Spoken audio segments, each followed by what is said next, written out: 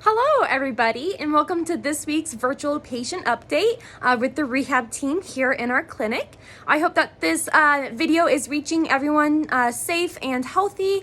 And to all of our volunteers, we really do miss you here in our clinic, and we're hoping that we can have more of you back on site helping with the rehab patients here soon. But in the meantime, here is what is going on this week with the rehab team.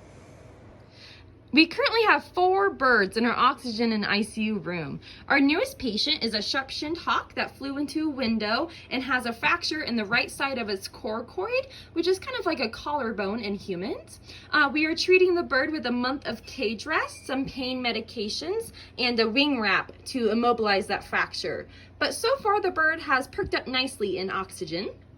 And then our 3 birds in our ICU chambers are 2 American kestrels and a great horned owl. The great horned owl was unfortunately entangled in some barbed wire in its right leg, and unfortunately the wounds in that leg are infected, so we are treating the bird with a vigorous round of antibiotics and frequent cleanings of the wounds with some cream on them as well. But we are hopeful that given the time, the infection will go away with our meds and the wounds will heal. And then our American kestrel with a humerus fracture is healing nicely so far. The pin has stayed in place in the humerus, and the bird is getting a wrap change with extensions in that wing and laser therapy every 2 days. Similarly, our kestrel with a fractured ulna is healing nicely without surgery and just with the wing wrap. We're hoping to take the wing wrap off here in a couple of days, followed with 1 more week of cage rest, and then hopefully we can move the bird to a bigger enclosure and start promoting more flight. And we have 9 patients in our mews right now for a total of 13 patients this week in our rehab clinic.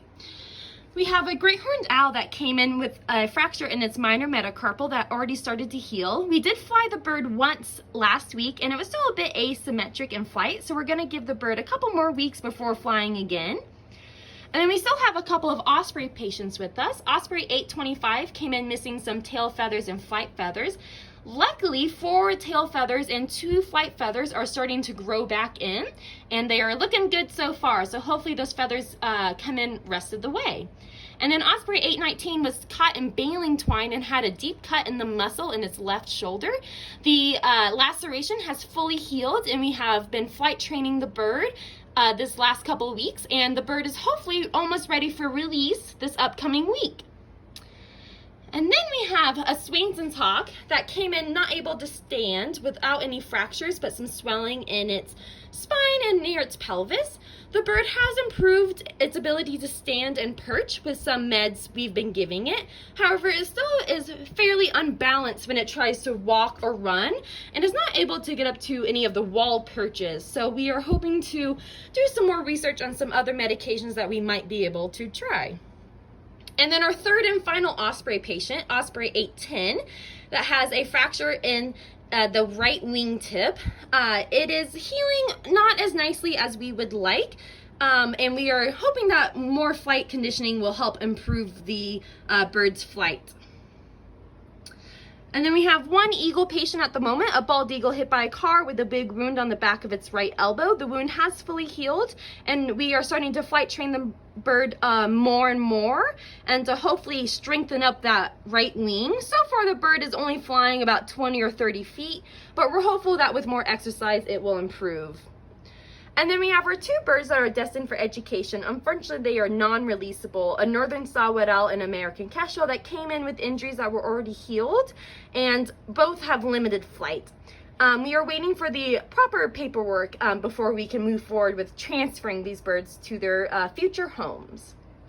And lastly, we have a great horned owl that has been here since February that has a lot of feather damage to its left feathers.